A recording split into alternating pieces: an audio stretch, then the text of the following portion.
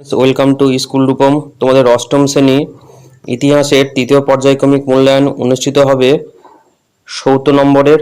সময় থাকবে 2 ঘন্টা 30 মিনিট এবং এখানে তোমাদের এই 6টি অধ্যায়ের থেকে পরীক্ষাটি নেওয়া হবে। এই 6টি অধ্যায় থেকে মোট 6টি তোমাদের 5 মার্কের 6টি বড় প্রশ্ন আসবে। তোমাদের উত্তর করতে হবে 3টি।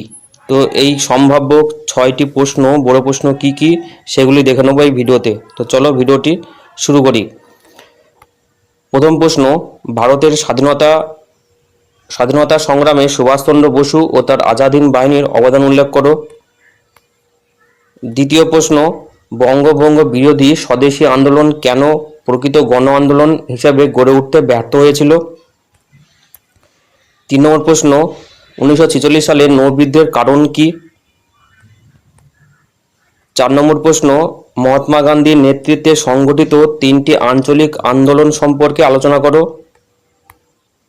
5 নম্বর, ভারতীয় মুসলমান সমাজের সংস্কার সাধনে সম্পর্কে স্যার সৈয়দ আহমেদ খানের ভূমিকা আলোচনা করো।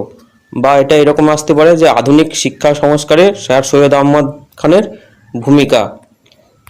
6 নম্বর, ধর্ম ও সমাজ সংস্কারে রাজা রামমোহন রায়ের ভূমিকা আলোচনা করো।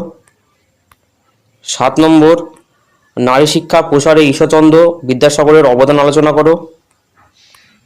8 নম্বর, টিকা লেখো সাঁওতাল বিদ্রোহ, অথবা এটি এমন হতে পারে সাঁওতাল ও নীল বিদ্রোহের হিন্দু প্যাট্রিয়টের কি ভূমিকা ছিল।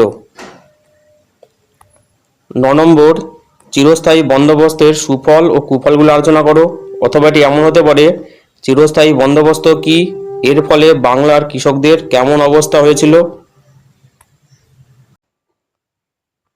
10 নম্বর, তপশিলি জাতি উপজাতি এবং অন্যান্য অনগ্রসর নাগরিকদের উন্নয়নে সংবিধান কিভাবে ভূমিকা পালন করেছে। এই ছিল তোমাদের 10টি সাজেশন 5 নম্বরের গুরুত্বপূর্ণ বড় প্রশ্ন। এর পরবর্তী ভিডিওতে তোমাদের 2 ও 3 নম্বরের সাজেশন নিয়ে আসবো। আজকের মতো ভিডিওটি এখানে শেষ করছি। ধন্যবাদ।